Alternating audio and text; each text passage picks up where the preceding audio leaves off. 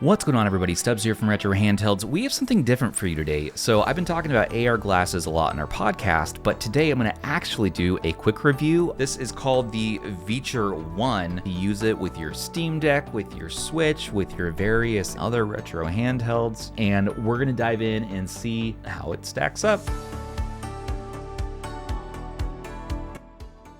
Viture sent over a plethora of things here. Ooh, nice case. So this comes in black or blue. This is the all sleek black version. Very, very nice. Yeah, compared to Rokkid's, this feels more solid. And compared to Xreal Air and Air 2, this feels like it might extend a little bit more. We're gonna have to figure out how we can show you all what it looks like inside these glasses. Normally, of course, we cover handhelds on this channel, and so this is something new. So we have individual adjusters, diopters here for your left and your right eye. And if you have prescription, you can order one. Oh, look at that, it magnetically attaches. And so you have speakers right along the side, and you have a power button, and so here's where the power cord attaches. So we're just gonna slip this hair cover on, the Viture Dock.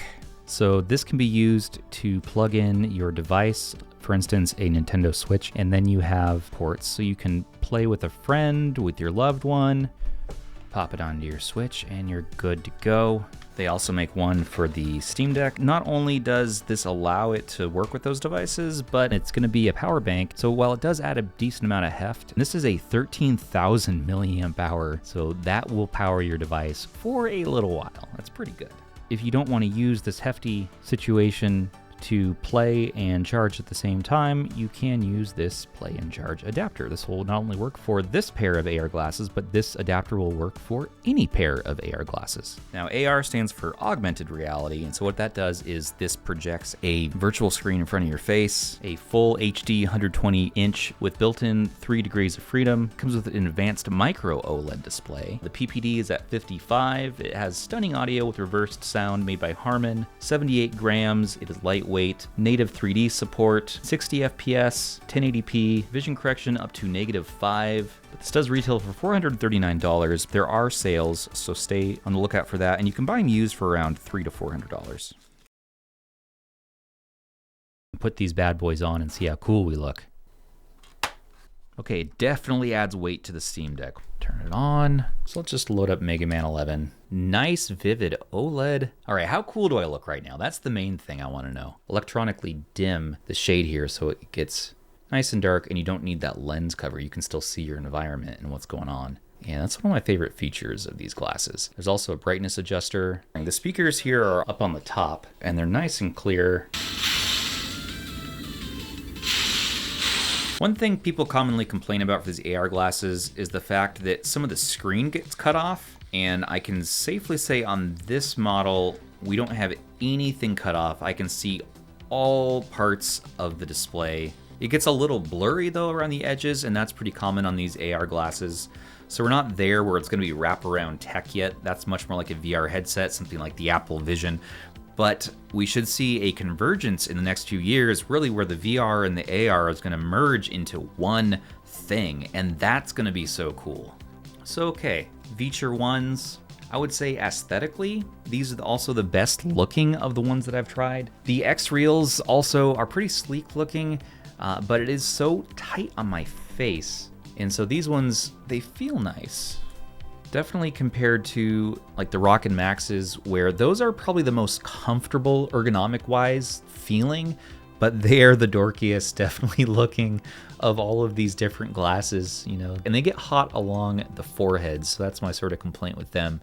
The most consistent use case I've had for these glasses has been just video editing. So editing my videos here on YouTube from the couch on my laptop, plug these bad boys in. I can even remote stream to my desktop PC in my studio here and still use this as my monitor. So that use case has been probably my favorite way, also editing music. But there are some shortfalls with this one, mainly being that it's locked to 60 Hertz or 60 FPS. It doesn't go up to 120, which is the new standard. And so for people who like fast refresh displays, this one might not be the one for you. But for me, I usually game at 60 FPS, which is ideal anyways on the Steam Deck for most games, and for the Nintendo Switch, of course. And And so that is what this is meant for. And so you're gonna have a great time with those devices. So you can also make use, of course, of devices like the Retroid Pocket 4, the Anbernic RG556, AYANEO Pocket Air. You can hook this up to your Xbox or your PS5. One thing I wanted to note is there is a 3D movie and game mode. So this runs like stereoscopic 3D games. You can also use a program called Reshade and Depth 3D to play your favorite games in 3D mode, which is an option if you want to explore. Again, just really not my use case here. The 3D movie, though, worked fine on my phone,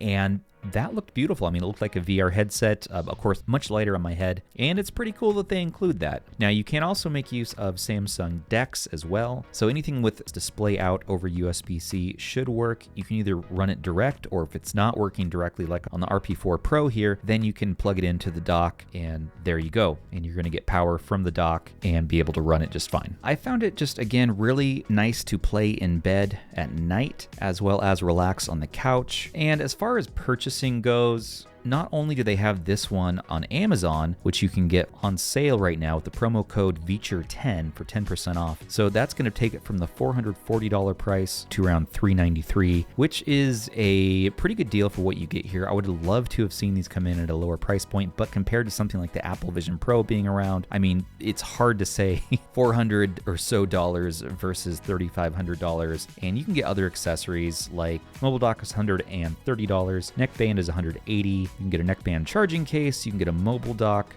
and if you don't want to break the bank, they have a new product here called the Viture One Lite XR glasses. So this is going to be coming in at $350, so $40 to $50 less. You're gonna have non-dimmable outer lenses, so it works all the same, but you're gonna wanna use a shade cover if you wanna be able to see. This just has a regular USB-C input.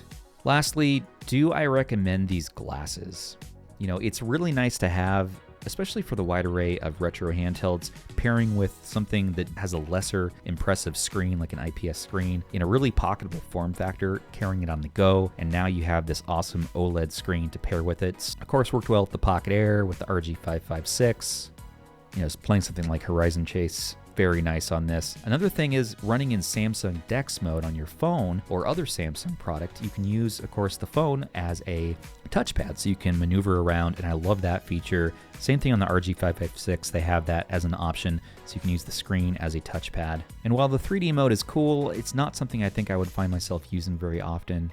Yeah, for me, these AR glasses are becoming more and more a necessity in life, just tuning out life's kerfuffles and all that, and having these be ready to go, having the prescription insert is really nice. Being able to dial in the diopters for my left and my right eye to make them just right and just crisp and so good is really nice. Downside of these glasses are going to be, you're going to get some distortion around the edges, which is pretty common on all of the ones I've tried, Xreals, Rokkids. You know, you're going to have a little bit of that fuzziness around the edges just due to the technology right now. We're not quite there yet, I think, where, you know, these are going to be perfect from top to bottom. But yeah, all in all, I would have loved to have seen 120 hertz as an option, or at least 90 hertz. Xreal gives us that option, even Rokkid gives us that option, so pick it up in our description if you're interested in it, and let me know how you're using these. What gaming use case or non-gaming use case do you have for these glasses? Overall, I think this is a solid recommend, and we just like to see more advancements in the future, and I want to see that price continue to come down. It's impressive, but it's not mind-blowing, just the technology in general. It adds convenience to your life at a decent price. I think it's great to pair this with the Steam Deck in particular, since it just plugs in with some of these Android handhelds. The Switch, I don't love that I have to plug it into the dock first or the multi-charge adapter. I don't like that I have to use an accessory. I want to be able to just plug it in and it works, but that's just the nature of the Switch. But with the Steam Deck, it just pairs well. Well, what did you all think of the Viture One AR glasses? Let us know in the comments below. Don't forget to like, share, and subscribe to stay in the know for all of your favorite retro tech and handhelds. Once again, this has been Stubbs. Take care of your handhelds, everybody, and each other. Bye.